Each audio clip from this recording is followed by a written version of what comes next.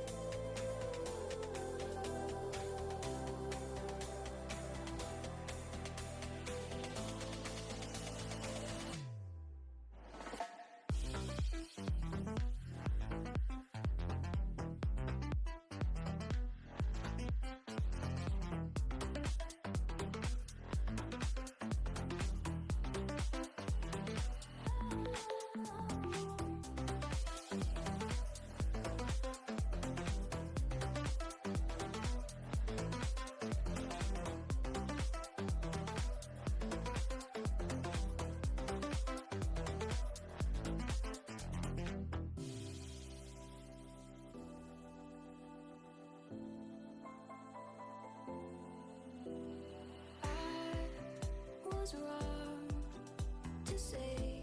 I wouldn't change a thing, 'cause in the story of our lives, the best of times through colored glass.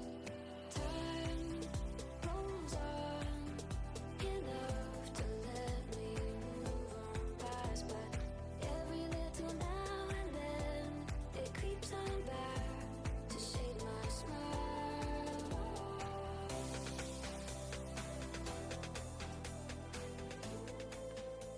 Welcome back to another week here in Titan Vanquisher. It is week 2. I'm joined with Sater, and tonight we got a hell of a match for you.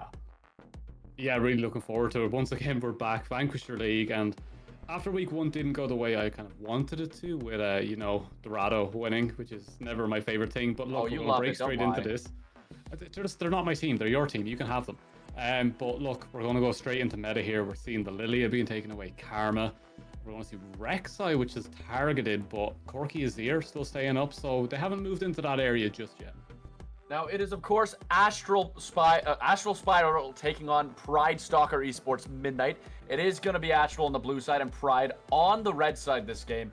Rek'Sai banned away. Unfortunately, they banned the Xin Zhao away. We've seen how talented Xin Zhao was last week, so no surprises there. LeBlanc going to go in last ban of this first match, or I guess of the first round of banning anyways, going to be that Jax.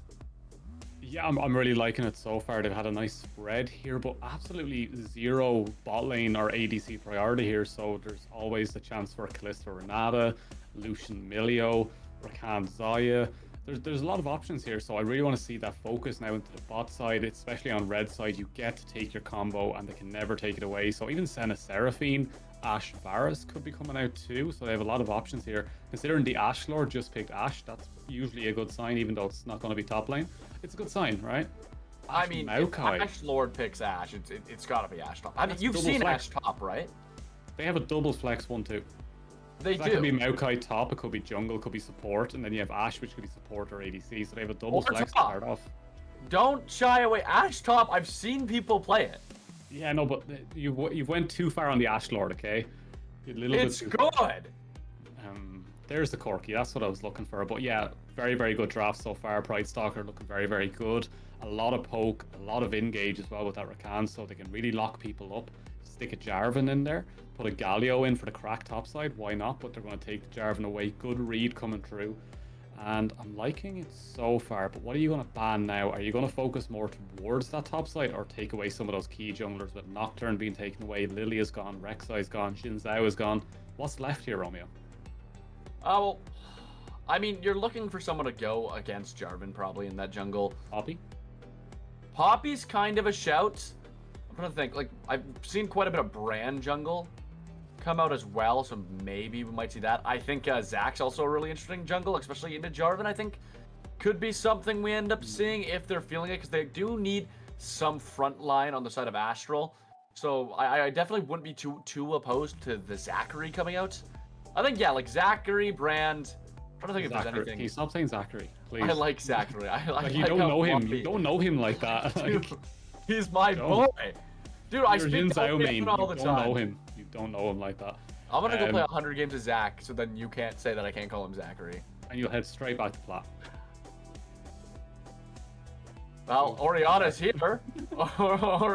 Oriana's made it. We got Pinocchio here. I'm like a little bit offended and going to cry, but Oriana Jarvan, it's great. It's a wonderful combo. They've got everything they need, and they're setting up for their counter. Brilliant. There's the Poppy. Like I said, very, very easy to play. Top side, though? There's a lack of damage I find on Pride. That's going to have to be fixed in their top lane, I think. Oriana, it does a lot of damage late, though, when you're thinking Corki. I guess, but they have nothing for this early game. They have a lot of CC for it, but they have really, like, into that Cassante, they need a nice pick that's going to be doing damage in the early game for this team. Otherwise, they're dropping those early objectives. It's going to be the Gwen. I mean, it's good in the Cassante. Yeah, okay. So this looks very reminiscent of a comp that we were running before on one of my teams, where we had the Gwen on the design philosophy of flanks and coming in behind and just wrecking face. So I really like the idea, and it is about scaling. It is one of those, you're playing to get to that mid-game skirmish, and win through superior kind of team play. But when that will more than likely be lethality if we go meta wise, and a Corki for poke, Cassante and Poppy for disruption and tanking, and then Rakan to be weaving in and out to get more CC. Both teams have very, very solid drafts. They've both kind of designed this kind of team around one philosophy, and one is poke, one is team fight. Which team can initiate better off of their one? Can they get the poke in to win, or can the team fight just explode them immediately before they get a chance to poke? This is actually probably probably the best games we're going to see in terms of draft philosophy and how they're going to get there. I think even for you, this is really important. Really important. Yeah, like I definitely think both these drafts are good. Like I said though, it is poking against scaling. I mean, both teams scale decently well. Obviously, Pride's probably going to do a bit better late game, I want to say. I'm just really worried for early game. I feel like a lot of it's coming down to Jarvan and what he can do in the early game to just kind of keep things going. I mean, I think if Pride goes even with Astral until like the 20-30 minute mark, they'll be very happy. But with how prevalent things like Void Grubs are and these early Dragons we've been seeing contested a lot, especially in that first game, we've seen the team that was winning oftentimes running those objectives. I'm curious to see what's going to happen with these comps. We're going to get right into it here. The only way to tell is by seeing. So the start of game one's coming out right now. Do you think we're going to see anything too fancy? Do you think any invades are coming out? Or do you think it's going to be a standard 5-point? It should be a standard 5-point. There's a couple of pings coming down from PSE right now, but let's look at it realistically. If they can get to 20 minutes, as you said, on an even footing, I think the team fight should work out better. But it all depends on Astral Cherry here, 100%. Also, is Astral Cherry meant to be on that side? No, it's Astral on blue, and it is Pride on red. We found that out in the chat. It's just our overlays are not fixed. It'll be being fixed any second, I'm sure. So just keep that in mind. It is Astral on the blue side, I believe. Yeah, but as I was saying, Astral Cherry is the one to be watching pretty much. The scaling is there. The ability for the Corki to take over in terms of just being a single-handed poke threat. And we also have to remember those packages, when it gets to those later stages, when they can go back, pick them up, and control objectives with them, that can kind of nullify an entire team fight just in the power of that alone, depending on how well they place it. There is a couple of Corkis I've seen in the past. I think it was an NA historically, where a Corki launched 2 carries over a wall by accident because they didn't realize it worked that way and end up losing them a game. I think it was at MSI. I'm hoping someone in the chat knows what I'm on about, but it was probably one of the funniest things I've ever seen, that Corki saved 2 people and lost the game. But let's go over this. Where do you think the jungler should be focusing? Because you are our jungle main. Where would you be going as both junglers here? I honestly, if you're Poppy, you want to probably just stick in route with Jarvan. You're going to be able to handle him early game pretty easily as soon as you get that W. And as for Jarvan, I guess you want to make some early game impact. It's going to be... I find Corki a really hard jungler to gank unless he's burnt his W. Maybe you got a nice setup bot lane if you're Kappa, so I don't mind him pathing towards bot lane. Also, it gets you there for the early grubs. I don't know if Kappa's really ever going to be able to fight objectives without making an impact in the lanes, because Corki's probably going to be pretty pushed into that mid lane. Top lane, I mean, I don't particularly know too much about the Gwen Cassante matchup. I know Gwen definitely takes advantage of it quite well as they get more items, but how does that early game matchup go for those two? It depends on how much Flamingo wants to put pressure down in excess of farming. So like every single top laner just wants to farm, but Flamingo has an amazing ability. Kapatai, will they be able to burn a flash here? I don't think so. Atlas is in the area, but it's a walk away. But if you can put the pressure down while keeping that farm high and making sure that Cassante doesn't have a chance to stack Qs, get those knockups, and play with you in the top side, you should be more than comfortable to get to that. There is also that it's one of those. It's a hard one to explain, but skill matchups matter so much more in competitive, as a really good Cassante against a mid-tier Gwen can win. But Gwen should be able to walk this lane in, if they're both good on their champion. Gwen should have every bit of power in this lane, and we should see Cassante under a lot of pressure. But one thing is, Poppy is very, very good into Gwen, because 1, you're able to get into that shroud, 2, you can block the dashes, and from there it's just slows on slows. So just want to keep an eye on that, as Kappa is going to get spotted out in a ward, but the Poppy's looking to contest this Skullcrab here. This should be a fight. Corins should be able to move up for this. Gonna slam into the wall. The stun doesn't come out, but already took the half is Kappa. It does look like we're gonna be able to see the Orianna roaming first, but Atlas was able to clear that scuttle. The flash gonna go through. Maokai with a great stun, and Atlas is in a horrible spot. That's gonna be first blood for Orianna, as Nickel and Kareem's gonna have to run away. Flash is being burnt across the board, and it is gonna be Pride who gets the advantage of this fight. Not over just yet. Alpaca gonna go down, but knocks Nickel out of power range. There goes Nickel. Karina, it seems like they're going to get away, but that's gonna be a lot of CS loss for the ADC of Astral. Yeah, that's a big wave. It's a lot of experience. It's a lot missed, and there's so much given over, especially when it goes to the very important people here with Presidium and Kapatai, able to pick those one up as Flamingo. Still putting that pressure down, still holding that wave in as well. It's still coming into them. It's going to be... It looks all in favor of PSE right now, and they should be very comfortable here as Presidium, also getting very aggressive, knowing the Maokai's in the area. Cherry, you got to be careful here. You got to use that early. You can't be getting poked down like that. You just got to show respect. Yeah, Cherry already down to half health. They're not going to have a super easy time claiming that wave. He's been kind of a little bit of a difficult time. I imagine that's going to change once Cherry hits level 6, but until then, it is looking a little bit rough in that mid lane.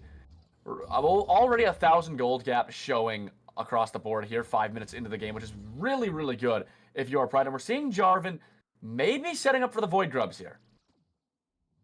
Yeah, that looks like the plan. We did see Atlas already try to contest the Scuttle Crabs, so I'm going to guess we're going to see a contest from Poppy if they know what's going on. Flamingo does have Pride. We do have the TP coming back from Presidium, so they've just come back off a reset. Corki shouldn't be able to join this fight unless they're feeling very spicy, so all in favor of PSE right now, and there will be no contest. This is where you got to be holding tab to see if those Void Grubs are disappearing, because they show up one by one. I'm really hoping you know that.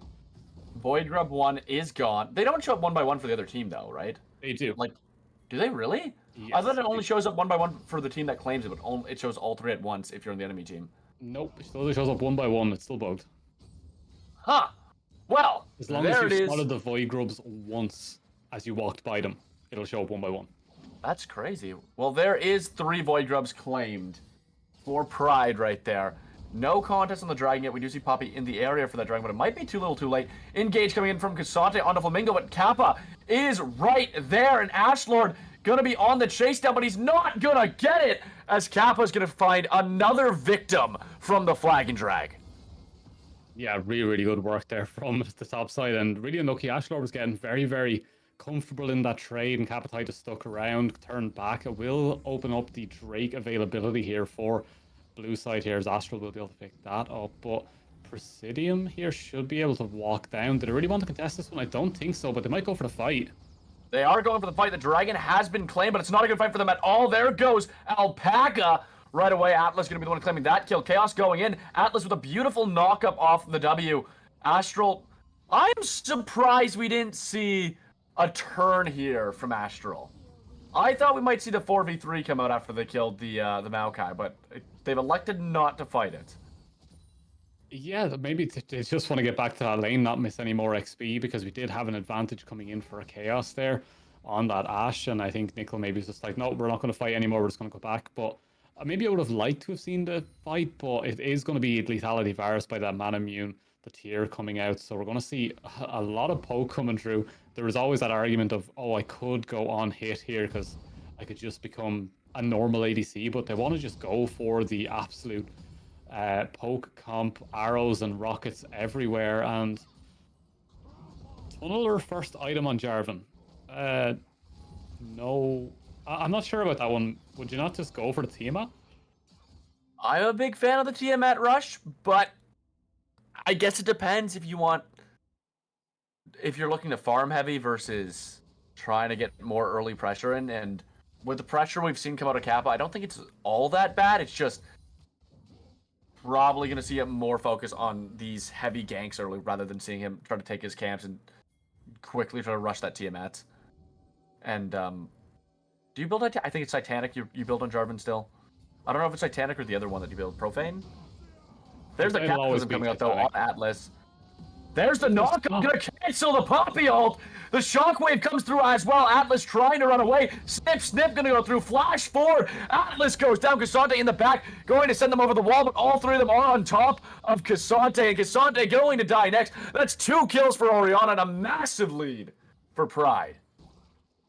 Yeah, it just seems like they're able to walk through them here. They don't have the poke set up yet.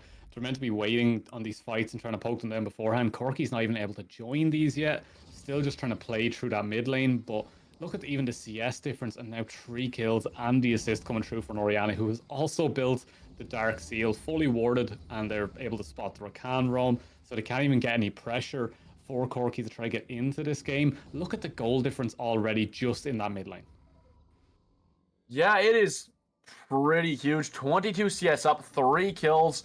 Oriana right now taking over this game. Kappa taking over the game. The ball delivery system is in full effect right now, and even Rakan might be caught in a little bit of a hard spot here with the vision control he was trying to set up.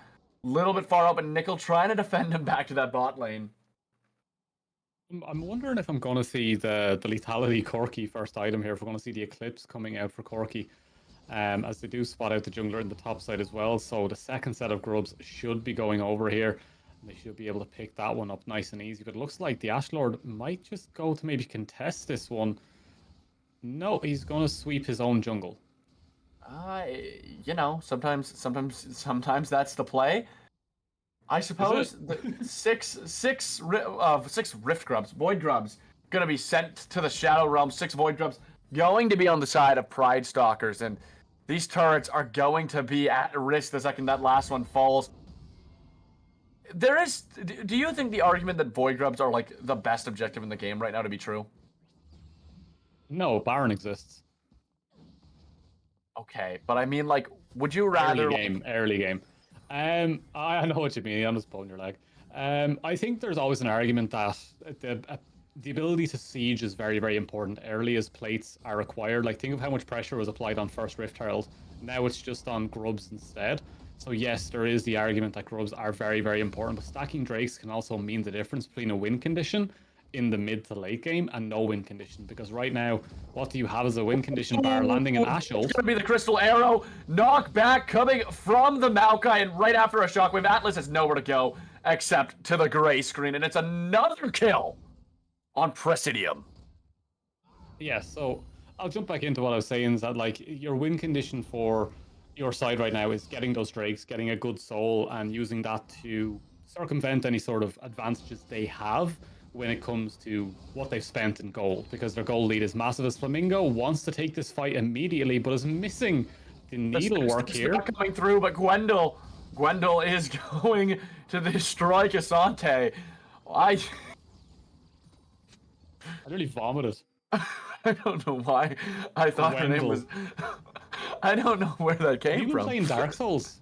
No, I don't know where that came from. I thought it was Guinevere there for a second. Just Romeo things. Zachary and Gwendol. Too much Wordle. Too much Luldle. Oh, I haven't done Luldle today. Well, I haven't either. Maybe we'll have to do that at halftime. I'm gonna do it now while we're waiting for this. Okay. Well, absolutely whack. Flamingo here, and now, oh my god! I knew What it. a gosh! Flamingo going to be a survivor. The pink. I love that their name is Flamingo and they play as Pink Gwen. Oh, here we go. It's a big fight. Dragonfly coming out. Huge knockup from Rakan. Alpaca going to be first down again. And that dragon going to be claimed by Astral as Presidium here with all that damage. Atlas going to be able to flash over the wall. Cataclysm going to miss as Charity gets away, but not far enough. TP from Flamingo going to pick up that Corky. And it does seem like, barely dodging that Ash Arrow. Claims 2 flashes, but it is going to allow Nickel and Karina's to escape with their life. I was just saying that in the pregame that the Gwen TPs are something we constantly have to watch, and that's why Gwen on backline is just the most disgusting shred known to man, and that's why. But it's a Sundered Sky first for Jarvan. I think someone in chat pointed that out, that is the first item now for Jarvan. I'm sorry, I haven't played a lot of Jarvan, so I don't know. I just know Titanic Hydra is the thing that everyone builds. But there's no way that Maokai is going to contest Poppy on their blue buff. That's illegal. Well, like, you know, sometimes you just, I mean, sometimes you're 13 minutes into the game and have 5,000 gold over the other team. I'm just gonna say I'm playing Laldl, and you know the way you have like 7 options Yeah, no, as I it goes don't. through? Well, you get No. 7.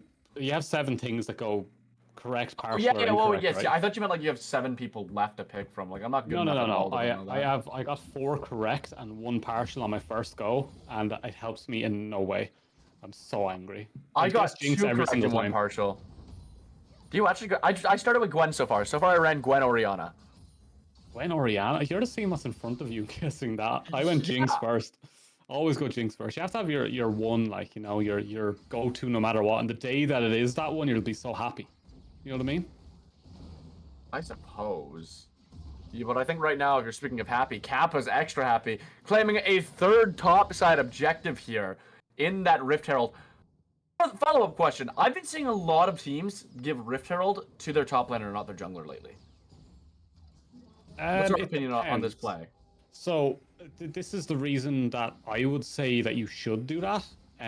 Just for the best way of putting it forward is if your top laner has enough pressure topside that they could possibly get 2 towers after a solo kill and you have a play on the bot side you can make, then you should give it over to your top laner. If you need to open up a separate part of the map, i.e. mid lane, which should be the objective here for them, I think that is a better option because once you open mid, you have so much more potential in playmaking around the map. But right now, Astral Cherry is feeling the wrath of the robotic woman as just gets half healthed by the ult. Hey, look. Sometimes the robotic woman is the way to go. And that Rift Herald's going to be coming into that mid lane. Astral Cherry are going to have a hard time defending this alongside Karina as their team's pretty far out. Poppy's making the rotation, but that Rift Herald is going to be crashing swiftly. There it goes, and the turret bound to fall pretty quickly after. We see Poppy arriving here, but there's more fight to be had. There's going to be the engage from Jarvan, but it doesn't look like they're going to commit to it here, as it is just going to be another tower on the side of Pride. Bot turret looking like it's going to fall soon, too. I mean, with 6 Void Grubs, these towers are falling quickly, Satyr. Yeah, they are. They're going very, very fast here and just getting ripped through. This is the Grub's power. Look, it's a very, very tough position to be in now. You're down a sizable amount of gold for how the game goes now and how bounties have kind of changed just a little bit. Some of the gold hasn't been as impressive. We're going to look at possibly a kill for Varus. Nope, it's going to go to the Rakan. It's going to go to Rakan. That sucks. Alpaca, the only person who has died so far on Pride. Yes. Yes. Wow. Okay. I was like, "There's no way that's real." Hold on. It's 4 perfect games and Maokai supporting. Although Flamingo might be changing the tides here. They are level 12 to the level 9 and level 8. They're probably fine, to be honest. I think, yeah, they're chilling. They're having a good time, actually. My bad. Yeah. I also got the Laldl in 4, by the way, which I'm quite happy about. What? What do you mean? What? How do you get it in 4? Because I play this game too much. I know Anyway. nothing about the release year, so that hint does not help me ever. Wait, really? Yeah, I don't know anything about release years. I started playing like 2020. Okay, yeah, no, that's fair. I'm a COVID legend. COVID legend. League of COVID. League of COVID, it's just all the champions, but only the ones that wear masks. Is that why you play jungle? So you stay 6 feet away from everyone? Yeah, no, that's the social anxiety, to be honest. True.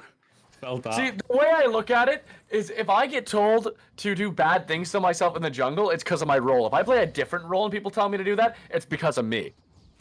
You know what? You're dead right. It's just because you're playing jungle. That's why people don't like you. Yeah, it's not because it has nothing to do with me. It's just the fact I play jungle. Are they going to be able to turn this one around? If they do get a catch. The nature scraps going forward, but Alpaca, death number 5. We need to get like a death, total deaths for Alpaca over the course. Just look at the top. Just look at the top of the scoreboard. It's in blue. You know what? Yeah, true, but it has to change over the course. But like, They're not even bad deaths, though, is the thing. It's like most of them have not been bad deaths. They've been like Yeah. pretty okay. Like there was a Claim the Dragon. The Cataclysm was gonna come out. Nickel going to Flash. If only Alpaca was there. Only Alpaca was there to sacrifice themselves for that moment. What But, is of alpacas? What do you consider that? I'm just gonna ignore you. I- Just for the moment. Okay, I'm gonna try to break alright. down this game really quickly because I'm gonna put myself into the seat of the two teams here. So if I'm Astral right now, it's all about making sure Corky gets to that second item. I'm not too. If they're going Archangel's going to be a little bit worried. They should be going for Malignance. Once that comes through, they'll have a lot more poke. They'll be also able to litter the battlefield with those little red circles of doom that you never want to play into a Cartus that has it. It's never fun. It's absolutely awful. But we do want to see that come out from Corky pretty soon so they can start to get this poke set up correctly. Nickel is in a good position. Still waiting for that second item to come through, but their main two carries are just not there yet. The Enchanted Crystal Arrow was fired. It was fired in the right spot, but I think Kapitai moved a little bit too early to try and set something up from that. We won't see them clear out that ward side. They know that Jarvan's moving around, and Rakan respectfully moves early, but they do see Varus, who won't get there in time. The twisted advance just was not there. But if we're going on to red side right now, they're in such a comfortable position. Their ward line is exceptional. It is deep in the enemy jungle. They can spot every movement. Thank you so much to our lovely producer for getting that set up for me. But you can see that their vision is set up for them to be able to focus around this top side. Baron is their next main focus. If they can get a decent pick or two, we will see them take that one easy and then try to kind of force it down their necks in terms of macro because they have all the power right now. Yeah, and it's starting to get tough right now for Astral to play into it. Like you said, the vision control is down pat, and the gold difference is quite large. Oriana's been putting in a ton of work with that early advantage, and that Dark Seal starting to stack up. But do you think we're gonna get the Soul Stealer coming out? Yeah, I'd go for it. I always think it's just fun. But will we see Kapitai be able to win that one? No, we won't. It's Not a Sunder chance. Sky. It's about your first auto, Not to be honest, the 1v1, I think Kappa wins. It's the other four who wanted to join that made me worried. I don't know. I think Corky. I think if you had more damage on the Jarvan, not just Sunder Sky, because Sunder Sky only procs off with the first auto, right? And has to reset then. So it needs time to build up into other items like Spear Shojins and things like that to make it a little bit more fun for Jarvan. But right now, look how deep they are in the jungle. They can just go wherever they want. Welcome to the jungle. We got tons of vision. Bye, Cherry. Cherry's gonna get Cataclysm on. Nowhere to go. Wow. The Brand Smash is gonna cost the perfect game. He does go down, but so does Jarvan. Oh my god. Alpaca, the lifesaver, is fed up of everyone else being the ones that get away with it. No, he's going to make sure that Jarvan dies for that one as he launches two of the enemies over that wall. Look, it happens, Alpaca. They're giving up the perfect game for Jarvan. We love to see it, but... I got a question, Sater. Yeah. Did that occur because I kept saying Alpaca was the only one on his team that died, or did he just 100%, really he want the sacrificed scoreboard? Jarvan for that. Or did he really want the scoreboard to be 69? I hate you. Can we get some nice in the chat? Get some nices in the chat. Yeah, Can we nice. get some nices in the chat? Yeah, nice. God. I'm trying to be You professional know and not that could have curse, but I been. just want to... That could have been a valid reason. I would do that. Yeah, but you're not chat. But, like, are you telling me you wouldn't die in a Can I League get of Legends someone to competitive Photoshop match? Romeo onto the moment where Drake says chat? Anyone? Chat? Wait, did he say chat at a concert? No, he was streaming and he was like, W's in the chat. Oh, like chat. Yeah, just like really, French. really, really awkward. Is Drake French? No, Canadian. So, I'm sorry. What? You didn't know Have you Drake never was heard Canadian? of a French Canadian? He's from Toronto. His parents could have been from Quebec. See, I don't know what any of that means. Oh god. Oh. Cassante gonna be throwing Flamingo over the wall, but Flamingo could not care less. I was thinking that walk Flamingo out- didn't have a leg to stand on, but then I remembered Flamingos always have one. or two, usually. Flamingo stand on one leg. Come on, Dude. man. Learn your No, they animals. don't. Jesus Surely Christ. Flamingos don't. Cataclysm going to go out, but more legs to stand on. It's just going to be the dragon claimed easy take from Jarvan. Alpaca almost going down, is going to survive. He's content with not dying anymore. Atlas going to be the one who falls out of the junglers here, as Presidium's going to get the final blast. There's the crystal arrow. Good. Bye, Rakan. Does look like Cherry and Nickel are going to get away, but it's 6-11 here at the good old League of Legends game. Yeah, really, really good work there. Great team fighting, great communication to keep following that one up. Presidium with that Orianna ability to put the ball down, wait for them to get low enough, and then just press W and automatically get all the kills. Make sure that Chaos goes for that 007, that James Bond bot lane right there. Chaos is living it up.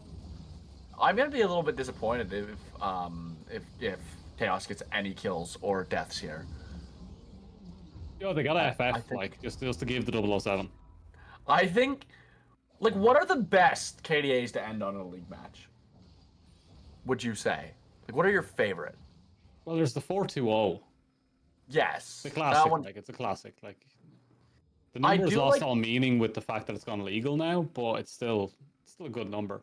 I do like the idea of the 13, 3, and 7. It's a good one. I think that one's quite fun because it means you had a great game, and also it's funny. 0-10 Yasuo and winning the game.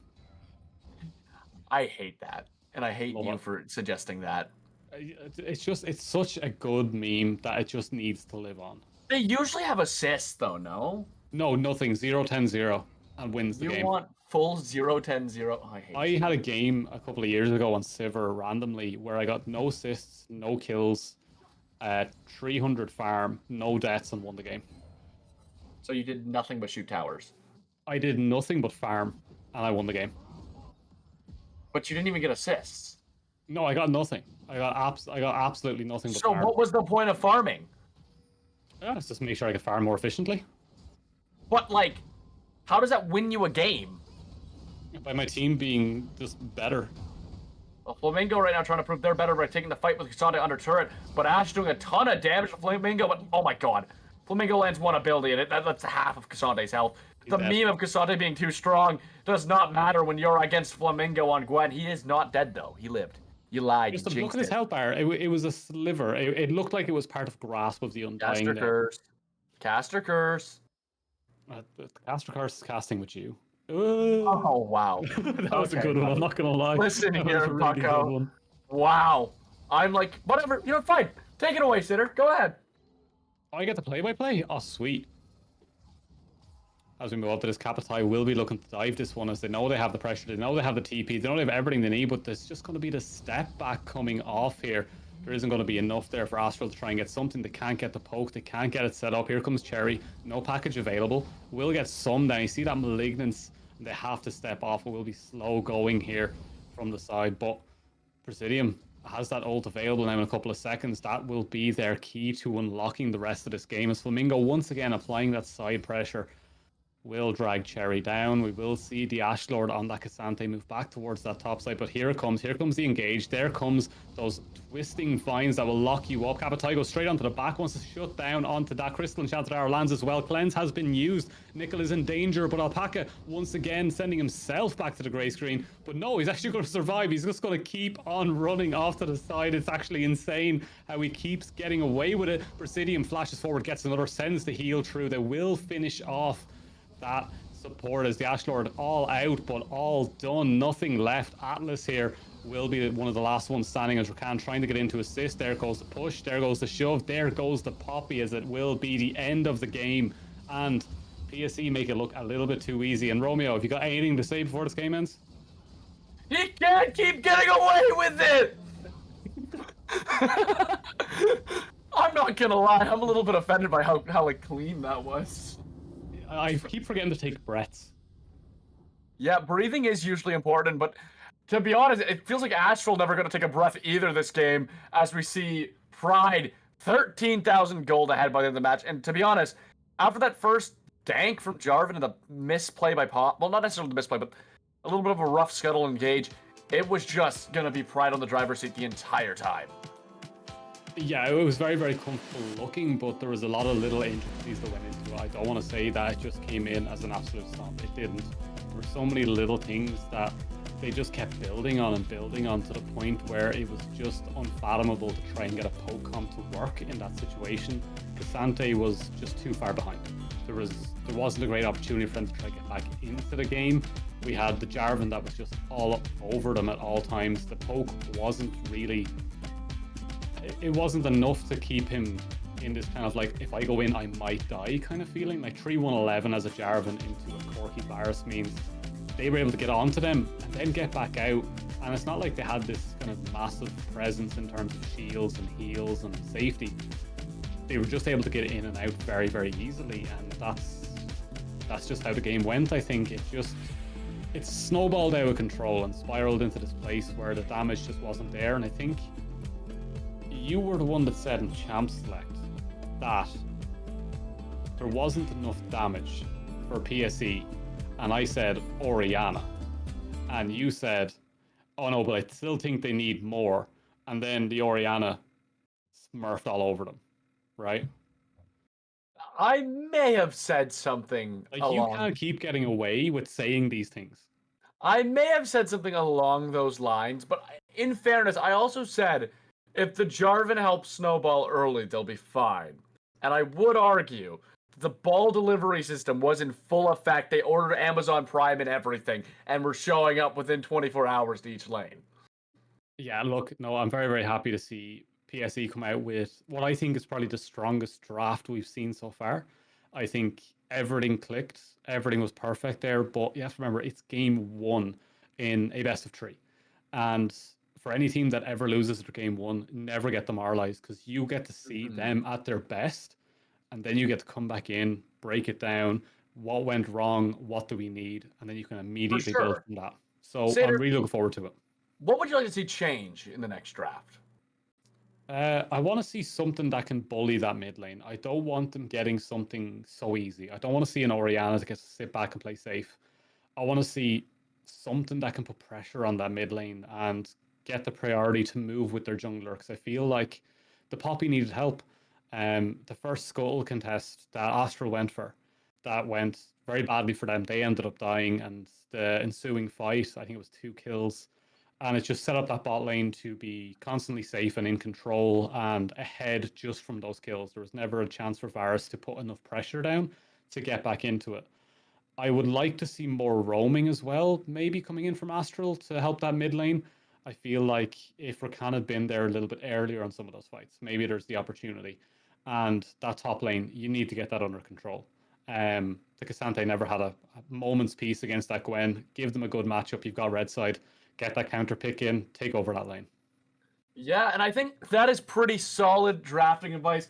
Now, obviously, some of the best places to get drafting advice, Sater. You and Ohani and chat. But you know one other place that's really good for drafting advice? Can you think of anything?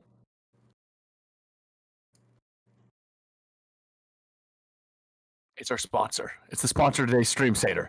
Pro Comps is the best place you can get drafting advice, because they're more than just a sponsor, Sater. They're an app that we all love.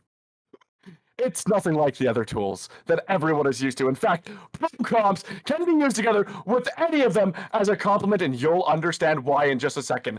They have incredible features, like the ability to create champion pools for players and teams and receive personalized recommendations during the draft. They also allow users to create personalized tier lists in addition to the ones they provide, in order to allow anyone to make their interpretation of the goal and have tailored recommendations during drafting. They provide real-time advice and relevant data during live drafts, acting as a virtual coach.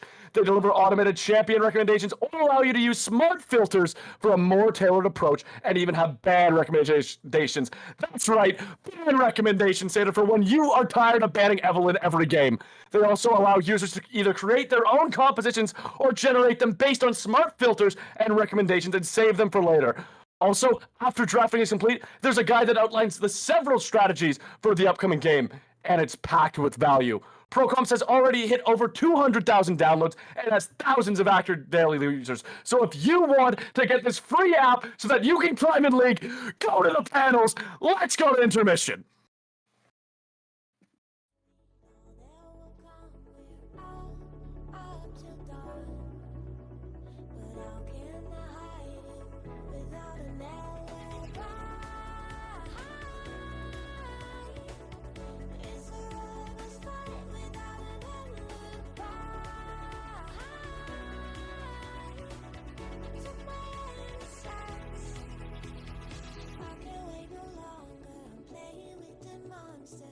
Everything that brought me alive. Oh, we're all like monsters, playing with the monsters. They brought me alive, but got no alibi. It's a lover's fight without an alibi.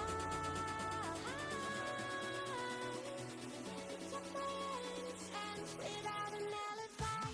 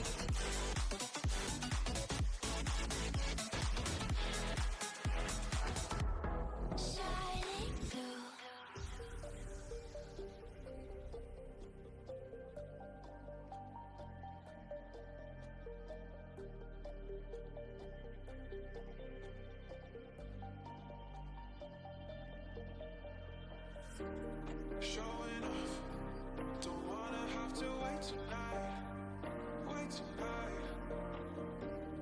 Better off, I'm gonna find my way tonight, way tonight. Won't you talk to me? I wanna heal your sorrow. Won't you talk to me? We'll make a new tomorrow. Won't you talk to me? We'll make this happen.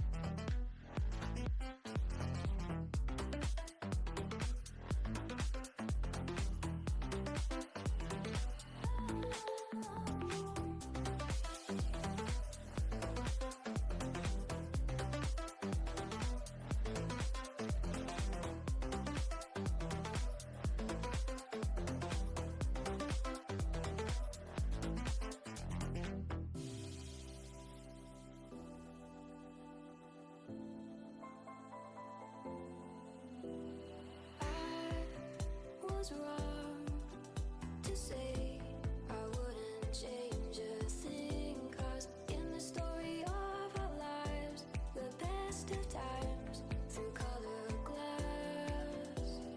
Time rolls on enough to let me move on past, but every little now and then it creeps on back to shade my smile.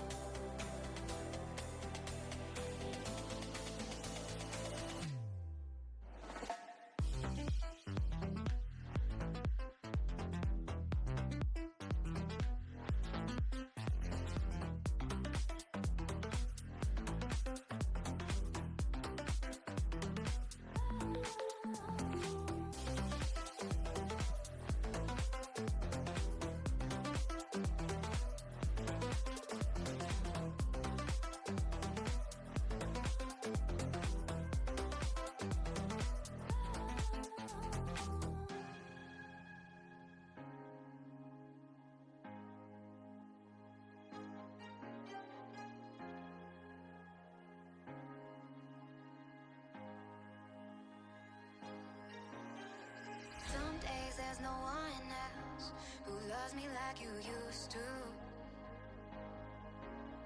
Some days I'm not myself, there's no one I can turn to.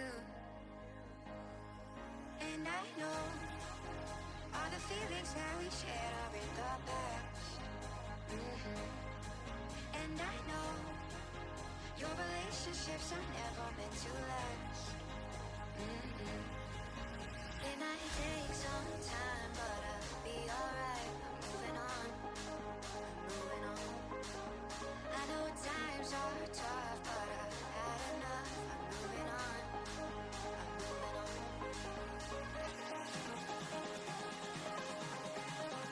Moving on, moving on. I know times are tough, but I've had enough. I'm moving on, I'm moving on.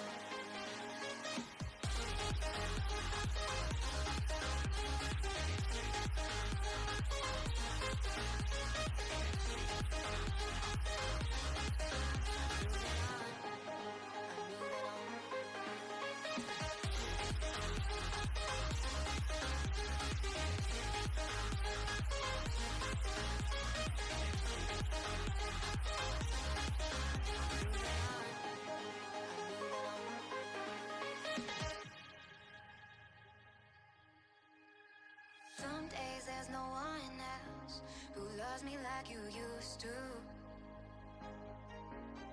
Some days I'm not myself, there's no one I can turn to. And I know all the feelings that we shared are in the past. And I know your relationships are never meant to last. It might take some time, but I'll be alright. I'm moving on, I'm moving on.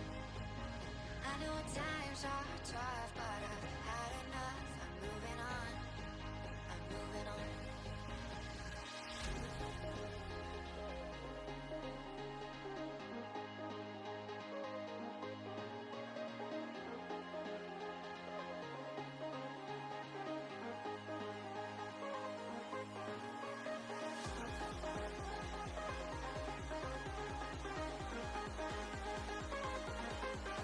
I know times are tough, but I've had enough. I'm moving on, I'm moving on.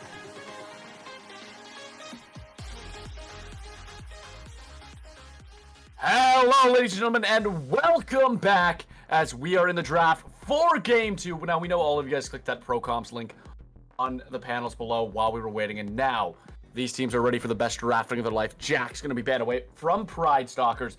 Astral prepping their first ban here, Sater. It's going to be the LeBlanc. Nothing's changing so far. Everything's staying the same. I would like to see a little bit more variables come into this one, especially from the side of Astral. Karma going to be taken away, so it doesn't look like Pride, Stalker, Esports, Midnight have really decided to change up anything here. They want to keep it the same way. They know what they can do, and that's fine, but you have to be able to change up your drafts, especially on the losing side. You got to be able to change something here. And it doesn't look like anything's changing right now, so let's see. Jin Zhao, once again, banned, thank God. Don't want to see unskilled champions in our games. Sorry, I just want to break Romeo real quick. No, it's a good ban, and Jarvan being taken away, that's a very good change. Stop some of that ball delivery system. We could see a Nocturne first pick here, or the Maokai. Close your mouth, you'll catch flies.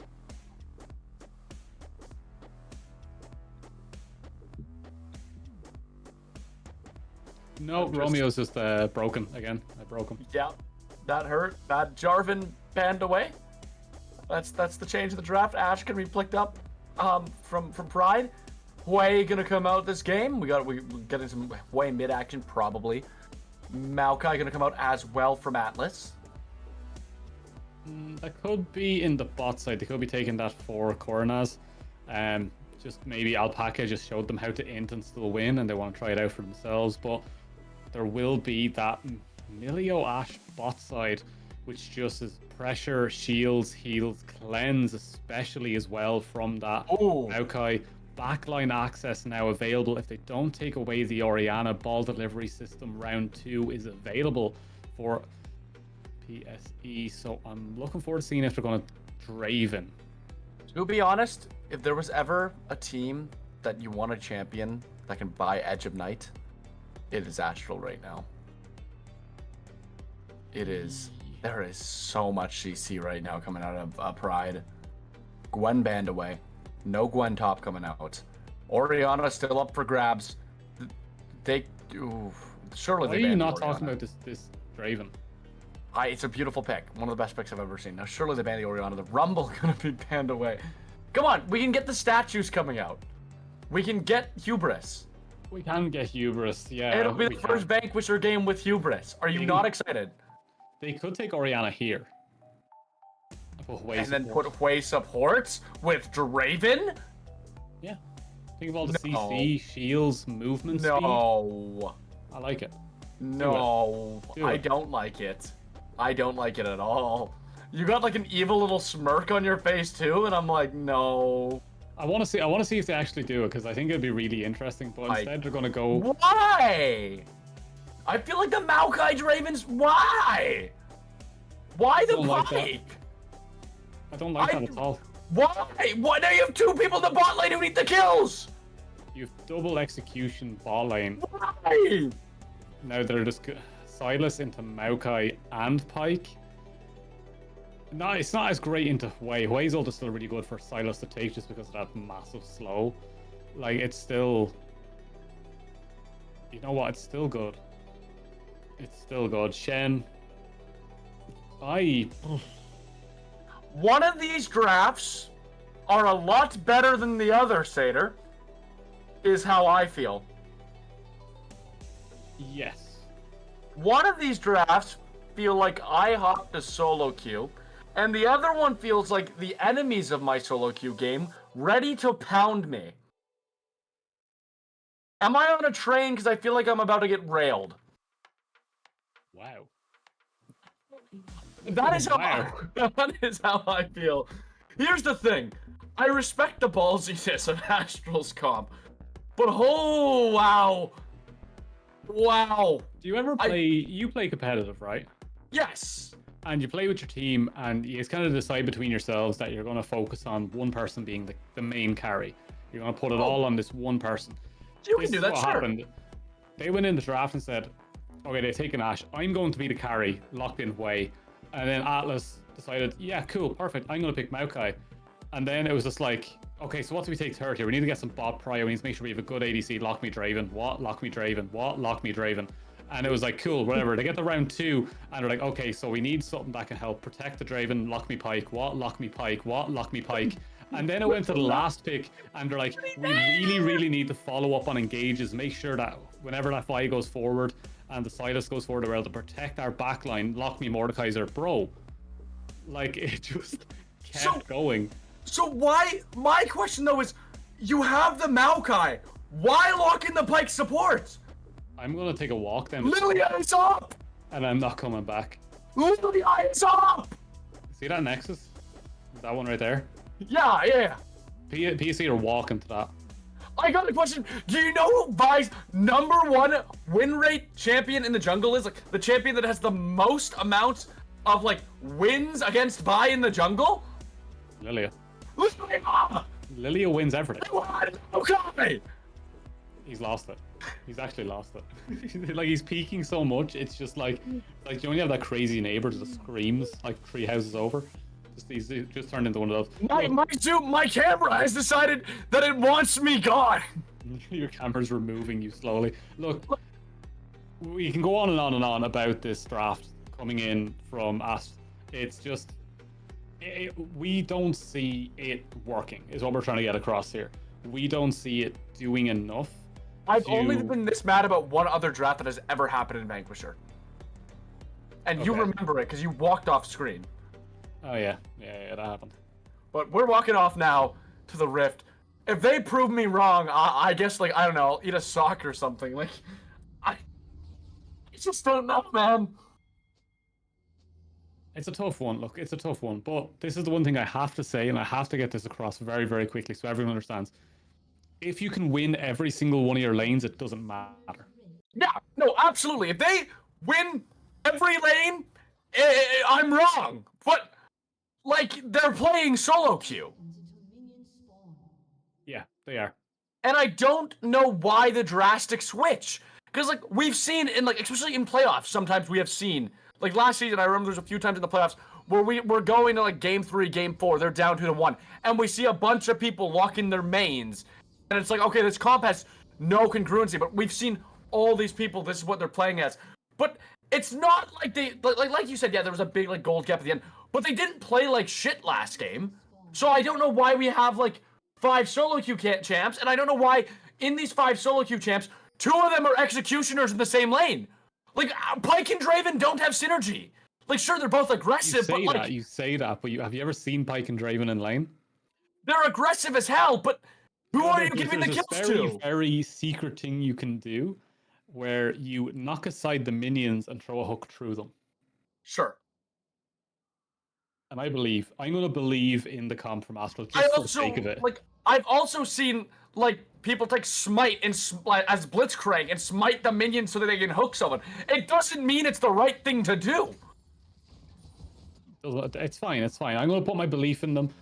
Also, Mr. Producer, can you move a Draven up 1 on the right-hand side there of the scoreboard? Because I don't think we'll be getting correct numbers there for the CS, but let's keep an eye on this over the course of the game as Nickel will be looking to farm up those stacks and try to get something going here as he does drop the axe there. Does drop one of his axes, so that's going to be one of those things that we like to say in the support world is bad Draven Keck, as they lose mana immediately. But here comes the aggressive play. They're looking for the level 2, they haven't got it yet. Nickel doing a lot of damage so far. All right, maybe I am a believer for half a second there. You know what it might be? Satyr? We're in the upside down. Maybe? Sorry. I like that theory more. I was going to say it might be because they're like, Alpaca died a lot, let's try to capitalize on it. But Alpaca's not playing Engage anymore.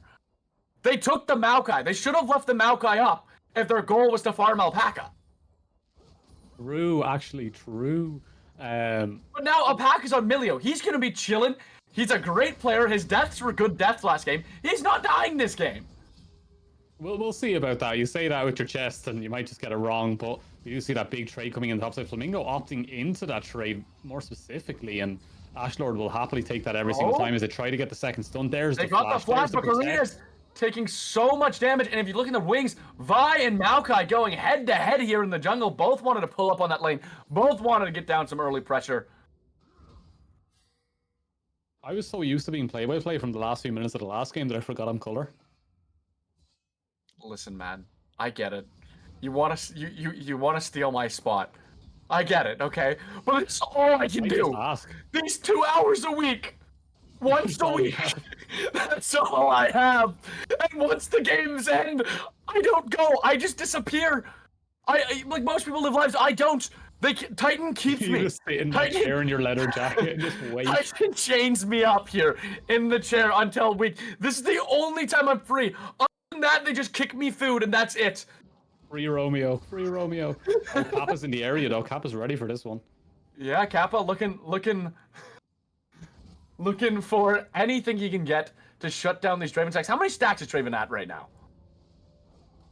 Let's get a stack checker here. Where it doesn't look like the spec. Oh, here we go. 74. 74. Meanwhile, top lane, Shen and Maokai trading. Mordekaiser are trading. Shen's gonna be coming back with some Merc treads.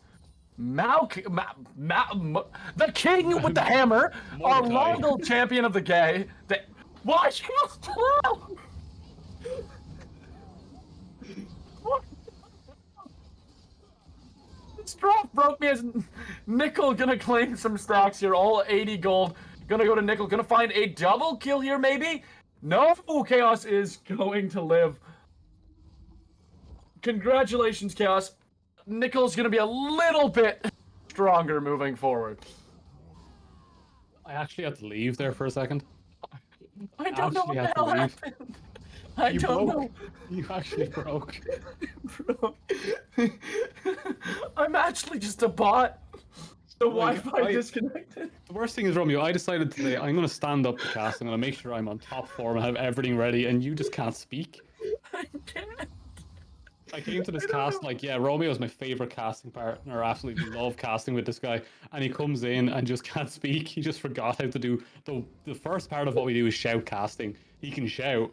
He just can't cast. I haven't been able to speak. Like game one, I definitely botched a couple things, but nothing that bad. Holy!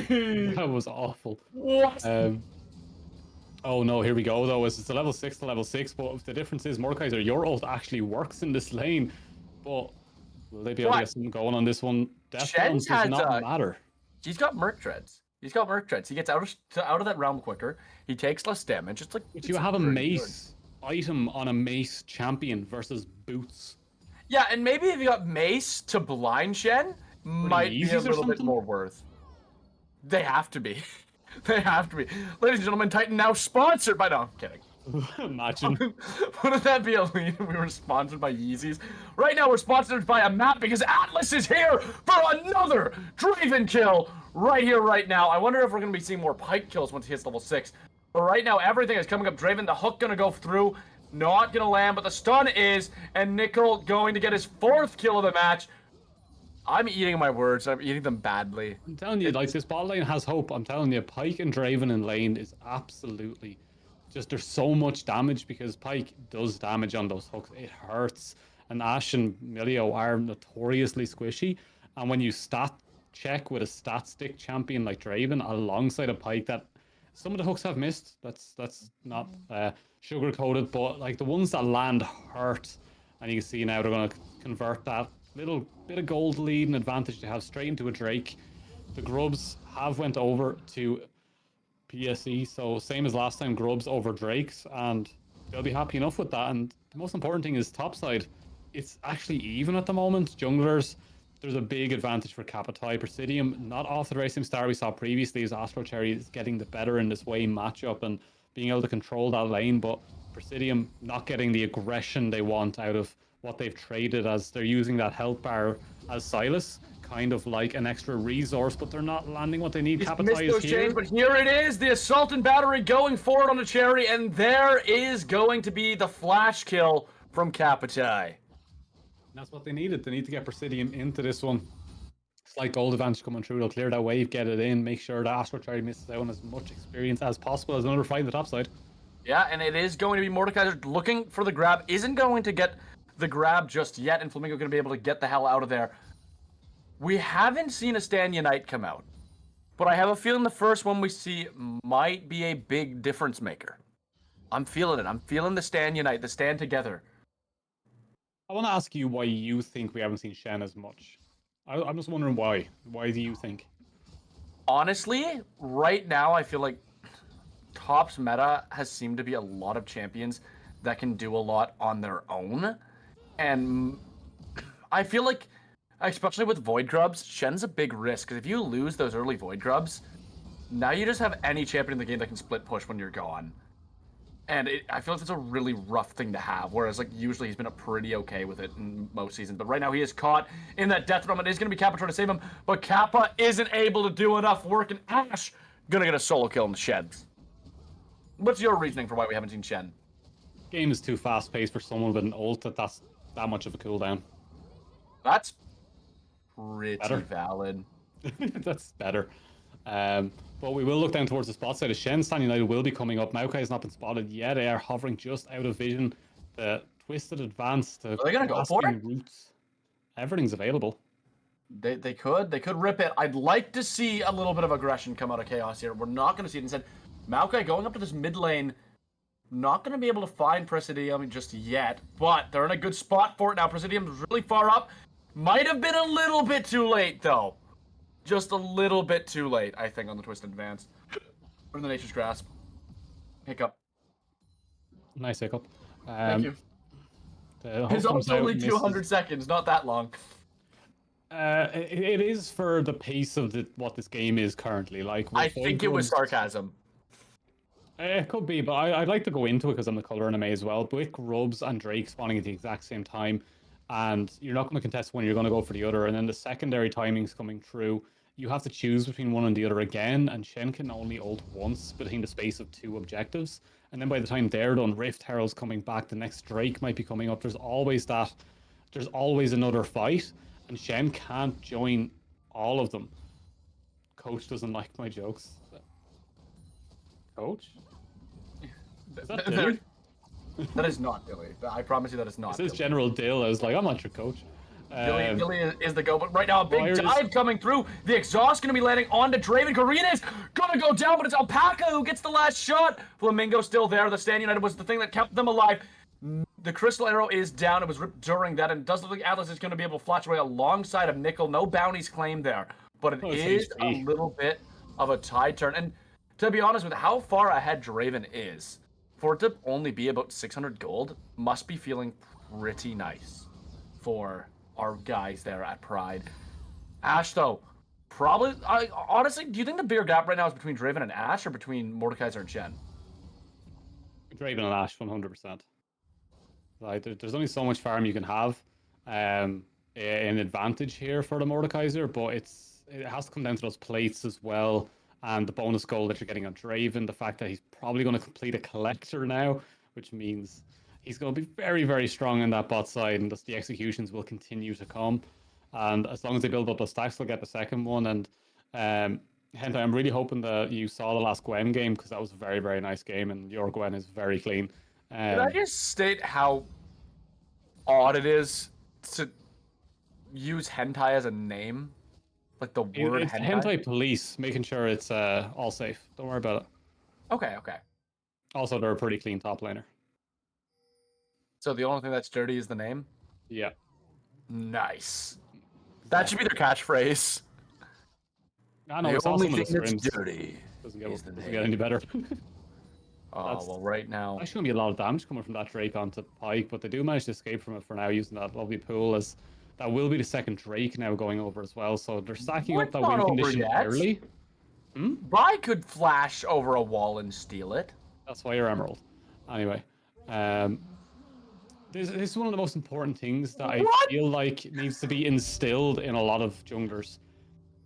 Say you go in for that, right, and you die, and you get it, okay? So if you have over 300 gold, you've gotten 1 stack of Drake, and it's an Ocean Drake. It's fine. It's a little bit of a slight stat boost across the board. But what can they do across the map while you're down? They can dive. They can go towards lanes. You've obviously burned a lot going into the pit in the first place. Regardless of that, you're just stealing an objective, giving over 300 gold and giving them pressure on the map while you are the most important piece in this chess puzzle that goes on. You need to be on the map, always putting the fear in them that you could be in a bush, you could be in the area, you could just be somewhere ready to get in on anything they want to do. So as long as you're doing something as Vi, that is more useful than you trying to get that Drake. Imagine you missed it, died, and then they get full map pressure. That puts your entire team in a bad position. So sometimes you just gotta let these objectives go. Obviously, you already have 6 grubs. You already have a great position on a siege. they were in that mid lane to help with Astral Cherry trying to get a little bit aggressive on the Presidium. That's more important than the possibility of a Drake. You're going for a 50-50 instead of keeping your mid laner safe. Yeah, I can see the argument. And by the argument, I mean I can see why that is correct. However, It's not always correct. You know what? If you want to keep diving for Drakes, make that your thing. Karina's going there was not correct. And Nickel trying to make the run for it. There's the flash. Do you think we see a dive from Chaos and Alpaca? With the Enchanted Crystal Arrow down, no. Just step back, relax, make sure you get your farm, maybe try to get that tower down. There is some pressure coming, but try and pull someone down with you. But look, if you after this. Oh, wait a minute. Here is Kappa going in. That's going to be the cease and desist. And here comes Sudium with the Maokai ult. Alpaca going to show up as well. There goes Astral Cherry immediately. Atlas trying to get away. Here comes Nickel to try to help turn the tide of the fight. But it is 4v3. Atlas going to go down to Sudium as well. Stand Unite keeps Kappa alive. And it's a beautiful little march back from Pride. But that top turret might be the first turret to fall because of it. They might be able to get some pressure on that side from that Mordekaiser. But going back onto that jungler one, because there is some people talking about it in chat, if you want to make your entire thing the ability that you're able to steal these right from the nose of junglers, there's a place on Team Liquid for you, because they literally got a jungler in that could just steal objectives. Like, does anyone else remember Greg? No. Was it TL or TSM he joined? It was one of those two teams. He was just a guy that could come in and steal Barons and steal Drakes. He was just really good at smiting. Other than that, he was garbage. But he was just really good at smiting. So they literally brought him in for like 2 splits. And they ended up winning a split with him, I believe, as well, or coming second. So if you can make that your thing, that you can just perfectly smite everything, go for it. It's fun. But Mordekaiser is actually going to steal away a blue here, so passing not in the favor of getting Corins. really damaged. There's going to be the exhaust. The Crystal Arrow goes through. Bounty claimed by Chaos. Kappa here as well. Atlas going to be able to get back to that tower, but it does look like Karina's is in a really rough rival spot as they have dashed their way right into Presidium. The stun's going to come out. Karina's nowhere to run. Chaos going to claim another kill, and now Chaos and Draven are head and head. Yeah, I'd like to see what the gold totals are between them, because the shutdown would have been big, but the Draven... The stacks are all gone gold now. He was stacking... The thing is, Draven got 3 kills really quickly. So the only kill that really got him a lot of stacks was that first one. He has been stacking for the last 10 minutes and just died. And now it does look like Astral Cherry is going to fall as well. Kappa going to claim that kill. And it looks like Pride is starting to run away with it. Yeah, for all the solo QS style they've went for here in the earlier stages, it has started to fall apart a little bit. It is just team diff right now, as the comp is starting to shine now for PSE, and they'll be able to just move around. This one as Ashlord will try to keep Kapitai in here. The pullback will come through, and the old there's the Death Realm. He is going to be able to dash away from it as 3 teammates are here. The flash away. They're going to escape the king of the Death Realm. And Kappa going to go back in to help his teammates and Mordekaiser. Yeah, the Mordekaiser are doing their very best there to try and get something going, but it won't work. TP from Silence behind Draven and Pike. We have Chaos showing up here. Nickel going to be stunned up and stunned right down as Corinne is trying to make the best getaway attempt they can. They are going to be spotted on vision there. No Crystal Arrow going to come out, but the Dragon has spawned. It won't get spotted by that hawk shot. You can only be spotted by people, not by abilities. Do you not consider birds people? No. Do you? So Azir can't spot Pike is what you're telling me. All the birds have batteries in them. Yeah, they're members of the bourgeoisie. Is No, Azir a member of that's the why COVID bourgeoisie? existed, to put the batteries back in the bird. It took them 2 years? No, they just got really lazy and forgot about ostriches, and then they had to go sort out Australia. Don't worry about it. Could you imagine your job to be to put batteries in birds, and they're like you just keep calling in sick to work Suppositories because are you just think going around COVID's real? chasing pigeons with a AA battery. Do you think the birds would resist? I don't know, man. Would Azir resist? Would Anivia resist? A AA battery? Yeah, probably. Like, Put it- I put made it- one joke that they're putting batteries back in birds. I got one quick question before Cherry gets dived. When they insert it into Anivia, does the battery freeze on impact? You need to go to Bot bed. tower gonna fall. Chaos going to survive because stand united. There is going to be the ultimate amount of CC. Doesn't matter how ahead you can get, Cherry. If you're not able to move, Draven gonna be throwing in that axe, but it's not gonna hit nobody. Kappa gonna be able to kill Atlas, and it's another double kill for the side of Pride. Are they gonna Bird keep Pride, going? if you will. They seem to be. There's the Rift Herald. It's gonna get slammed. I learned that Rift Herald can't despawn anymore, by the way. If you're dead and Yeah, Rift if you're Herald dead, it timer runs spawns out, on it the just fountain. comes, which is crazy. There it is. The crash gonna come forward. How did and you it figure does that one look out, like- Romeo? Were you dead when you had Rift Herald? Earlier today. That's fucking- Earlier knew today, that, I was like- in a solo queue match. It It's not walked like you its ass learned that down mid knowledge lane. through research. It's you died. I was when you actually, had I seen the Rift Herald. profile. I was like, shit, I died at Rift Herald again. Classic Romeo maneuver. And then I see Rift Herald marching its ass down mid lane. Yeah, that's my Romeo. Astral gonna be Romeo, where art thou? Gray marching screen. his ass straight to the gray screen. Oh, but he's gonna be trying to take Flamingo with him. Is he going to be able to? He's got that full shield ready to go. But as soon as he comes out of the Death Realm, Presidium once again going to slam him to Pound Town. You know what this Dangerous means? words. Slamming. Dangerous words. The birds are back. I promise you, there is no batteries harmed in that play. There's actually no bird champion in this game. How many bird champions is it? There's Anivia, Azir, Ashe, technically, Rakan and Zaya. Swain. He's got crows Swain and is stuff. not a bird. He's got crows and stuff though. I mean, He's he's got just old crow's bulbs. feet because he's so old. Fiddlesticks is Crowstorm, isn't it? Yes, but he's a scarecrow. It doesn't really count. Scarecrow. It's in the He name. scares birds. EA. It's in I'm the game. sorry, do you think Do you think Scarecrow, the Batman villain, is a bird? Swain used to be a bird. Yeah, I've got chat on my side. That's like saying that like the witch from Lands of Lore is a bird. But right now the tree is here to kidnap Atlas and treat him like a bird. Oh, He's no. got batteries to be replaced, but Kappa on Nickel, and Nickel with the exhaust able to do 0 damage. He's got no money, he's got no bitches, and now he has no life. Chaos gonna kill Atlas. The map is down, and next it's gonna be the Pike ult to take out the Riverman.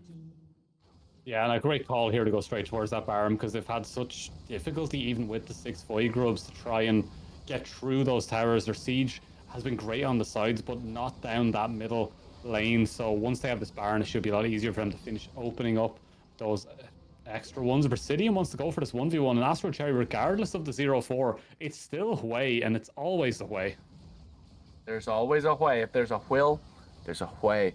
And if there's a way, This is like the whole Cool Whip thing from Family Guy, and I'll know I'll get tilted. Did they just rhyme things with Cool Whip? No, Stewie just says Cool Whip, and it just annoys Brian. Whip. I love that.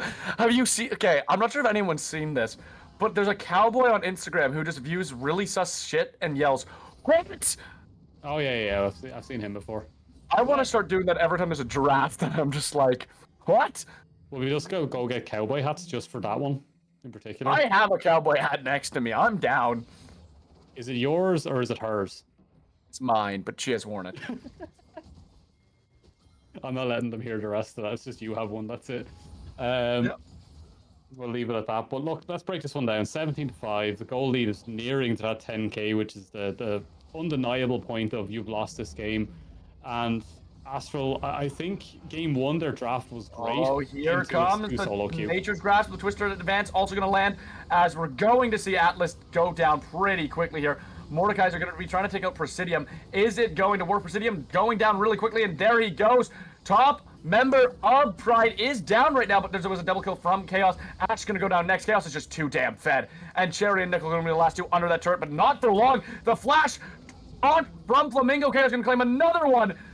Cherry going to be able to get away for a little bit, but he's not going to be able to defend here much longer. Vi going to go right over that wall. The flash dash misses, but Kappa still trying to keep Cherry at bay. Alpaca here to help out, but it's going to do enough for his team to be able to take that turret, and they're going to follow it up with the inhib as Dragon spawns. Pike going to go for the ultimate. Not going to land. He's going to be the one executed at the end of this day. Yeah, as I was saying, it's just solo queue versus comp, and you saw that in the early game it looked really, really good for Astral. It's just once it comes to those mid kind of game stages where it all comes down to the team presence, how the team can play together, and how they maneuver as a team, you just saw it fall apart for them almost immediately. And although it's enjoyable to watch, I don't think there's enough Russian hardstyle going through the headphones of the Draven player right now. Please tell me you know that meme. I do know that meme. I Yeah, just think cool. Russian hardstyle as a genre is really, really funny. Do you not listen to it when you're playing Draven? I don't play Draven. Should I start playing Draven jungle? With the Russian hardstyle, yeah, sure. All right, we're doing it. But Flamingo right now using his Russian hardstyle for the 1v1 hatch, but as soon as he comes out, he realizes his life is at risk, and there was no reward for Shen there. No, Flamingo doing their very best impression of Alpaca there and just dying so the team can secure an objective. As they do manage to pick up their second Drake, they now equalize the Drakes. They're 8k in the lead, and they are just very, very strong right now. And PSE is starting to look like a team that can, regardless of the early game, play their mid game to their comp. And they look very, very comfortable while doing it. So I'm very excited to see what they can do. Big Stun gonna come out here, and goodbye to Astral Cherry. Not long for this world. Here comes the Twisted Advance. Presidium there, so is Kappa. They are knocking Nickel around. If you're gonna flip a coin, it doesn't matter if it comes up heads or tails, because it's coming up in a black and white filter if you're this Draven. Ashlord's gonna go forward, trying to get some slows down, but just losing so much health to Chaos. Went for the 1v1 with Chaos, and it wasn't enough. And now he watches an entire team fall, like Mordekaiser watched his kingdom fall. And just like that, it looks like we are coming to the end of the game. Pride looking to make it 2-0 and put this series to bed, and it's getting much closer. Nexus turret 1 Satyr, it's gonna fall. Nexus turret 2 Satyr, it's gonna fall, and now they are looking to kill Karina's and take that Nexus. Karina's not gonna let his KDA get any worse, as that Nexus is gonna fall, and Pride is going to take this series with a clean 2-0. Yeah, it looks way, way too clean here for PSE. They know how to play their comps, they look drilled, they look ready, they know how to play around it, and I think a lot of it does come down to Kapatai just having absolutely phenomenal games, game 1 and game 2. And I think they just know how to run the game and Chaos in those later stages. If you give an ADC time and money, you will see a victory nearly every single time. Draven, he did have the money, but just, I guess not enough time, not enough Russian hardstyle. And we are going to go ahead and take a look at the stats just to show how different the stats were. You guys remember the stats at the start of the game. Draven went up 3-1, but now we look here. We got... That is not the correct stats one. That is from a completely different game. No, that is from one of my teams actually playing, where my ADC absolutely smurfed in one of the games. I'm sure that someone in chat's going to recognize that one. But I was talking to Romeo about that one and just how broken Callista is right now. So don't worry about that one. But look, do you think if the Draven was Callista, this game goes better for them? Callista Pike? Callista Pike. I see, the thing is with Callista, Renato works with Callista because you get space with it for free. That ult allows Callista to get the first few autos off, which starts you moving. So Callista Renata is very, very strong for that reason. And what are you looking at that has you so spiced out right now? I was trying to cover a cough, actually. Cover a cough? That is the weirdest facial expression I've ever seen for a cough in my entire life. But look, what do you want to see from both teams now in the future? We've seen pretty much the best of PSE in a series where they completely dominated. Do you think that they could be one of the teams in our top 4 towards the end, just seeing how well they played these drafts? I mean, I think their drafts are well played. I would be interested to see maybe a little bit of cleanup in the early game. I think that's probably the most they could do. But I think when you look at Pride, they shine when it comes to drafting and playing their comp. And a team that can draft consistently and play their comp, as long as they're good at sticking with that, practicing their different comps, sticking to kind of like their best few champions and being able to work around that, they probably will end up in our top 4. As for Astral, if I'm being completely honest, I don't really feel like we really learned much about Astral this game. they felt very jumbled in what they were trying to do. The first game, we seen them work well as a team, but they fell behind pretty early. The second game, it's almost like they just kind of put the teamwork to bed. Nickel and Karina's had some decent moments alongside Atlas, but like Cherry, for example, I never really found he synergized with any of the teammates on there. Astral was kind of doing his own thing at the top, but he was never able to get far enough ahead. Or like, and when you look at the impact of like Flamingo versus Ash in both these games, Flamingo's impacting a lot of different stuff around the map, whereas Ash, he's winning the lane, but that's kind of where it ends for him. So I'm interested to see how that team's going forward. I could see them maybe making stuff work with some split push comps, something along those lines. But I think they definitely need to figure out what type of style of league they want to play going forward, because it doesn't really feel like they have a whole lot of consistency. I feel like the Poke Comp had an inkling of where they wanted to go. They want to play a more meta-focused style and try to get that working. But I think, and I think there's no better way to put it. I think the head went down as soon as they lost game one, in the fashion that they did. I think they just got demotivated a little bit and went into game two and just said, look, let's just have some fun. Let's just see what we can do, and we'll try to get the game three. And if we get the game three, maybe the heads will lift. But I think honestly, they just wanted it to end, and they just want to come back next week stronger. And I hope they do.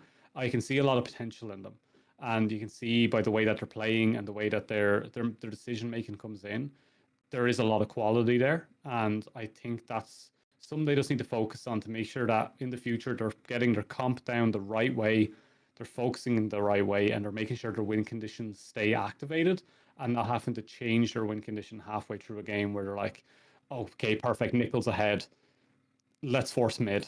It's like, no, just keep getting that Draven fed, make them want to stop that Draven. Just keep pushing. I Yeah, think especially because that's where Draven they have was to on go. so many stacks before he died. Like we He seen was. like 10 minutes of stacking from Draven between his triple kill and his just his death. There was 10 minutes there where we didn't really like Atlas was dominating the jungle when he was focusing bot lane. He was catching Kappa out, he was getting Draven kills, and then it just stopped.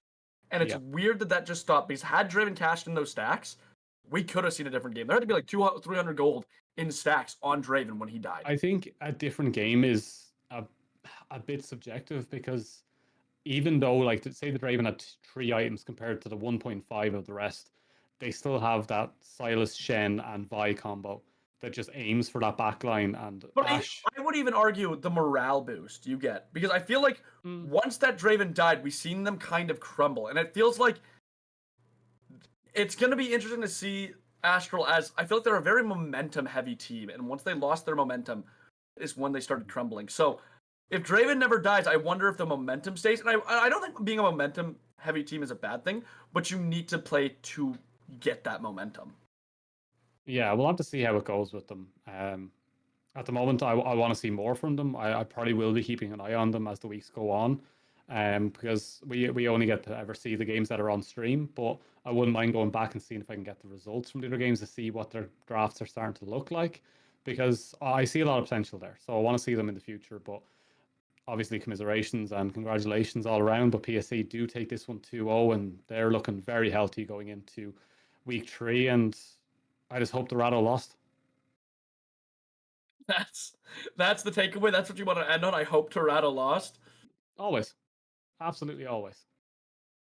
It would be interesting, to be honest. Out of the two games we've seen, if we ended up seeing Pride and Dorado go at it, I already feel like that'd be the good guys versus bad guys.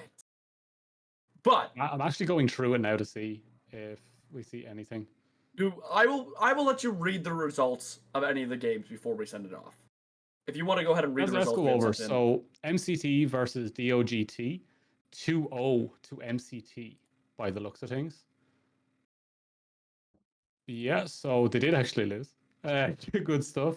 Your face lit up like a Christmas tree. Jesus. Oh, I'm so happy. XG Dragon versus Glacial Frost was 2-0 to XG Dragon, who've taken that one. Primordial Spire and Oversoul Esports Incarnate 2-0 to Primordial, so TPS take that one. Rubber Ducky Gaming Premier versus Nameless Echo. Rubber Ducky Gaming has also taken that one. And Flame once again continuing his winning streak this week. And he also beat us earlier in the week. So kudos to Flame, a player I can't wait to cast again when it comes to it. But he did go 10-2 on guess which champion top. Go on, guess. Olaf. Akshan. He played Akshan top. Yeah. Well, ladies and gentlemen, that is Next your week's weekly ends. recap. Please. Next week will be really interesting, so you gotta be here for it. 8 p.m. every Tuesday, of course. Tomorrow and Thursday, there's more content coming from you on this live stream if the spectator bug's still around. That's gonna be tonight's show. Thank you for joining us, and we will see you next week.